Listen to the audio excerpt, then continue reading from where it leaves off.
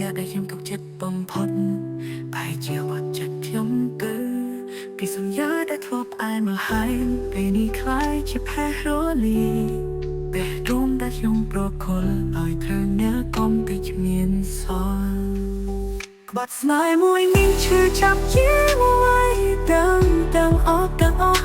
ដូចជាកម្មបច្ចៈជំទ្រូងធ្វើឲ្យដងហាមខ្ញុំស្ទើរតែបងហេតុអ្វីអ្នកធ្វើបែបនេះបំផ្លាញអ្វីតែដែលយើងធ្លាប់មានទុកឲ្យខ្ញុំនៅអ្នកឯងជាមួយនឹងស្នាមរបួសដ៏ជ្រៅ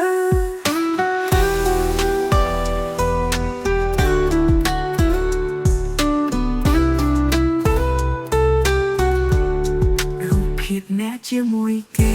នៅតែដល់ជាប់ក្នុងកៅភ្នែនរយការចង់ចំអកចំប្រខ្លាចជាការចំអកតែសែនឈឺផ្សា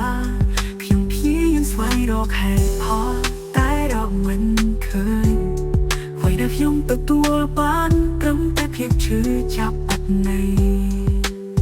ក្បត់ស្នេហ៍មួយនេះឈឺចាប់ជាមួយទាំងអស់ដូចជាកម្មបច្ចៈជំទ្រូងធ្វើឲ្យដងហាមខ្ញុំស្ទើរតែបងហេតុអ្វីអ្នកធ្វើបែបនេះបំផ្លាញអ្វីតែដែលយើងធ្លាប់មានទុកឲ្យខ្ញុំនឹងអ្នកឯងជាមួយនឹងស្នាមរបួសដ៏ជ្រៅណាខ្ញុំខុសអ្វីបានជាអ្នកធ្វើក៏លើខ្ញុំបែបនេះតើភាពស្មោះត្រង់របស់ខ្ញុំគ្មានតម្លៃអ្វីសោះឬក្បត់ស្នេហ៍មួយនេះឈឺចាប់ជាមួយទាំងអស់ដូចជាកម្មបច្ចៈជំទ្រូងធ្វើឲ្យដងហាមខ្ញុំស្ទើរតែបងហេតុអ្វីអ្នកធ្វើបែបនេះបំផ្លាញអ្វីតែដែលយើងធ្លាប់មានទុកឲ្យខ្ញុំនៅអ្នកឯងជាមួយនឹងស្នាមរបួសដ៏ជ្រៅ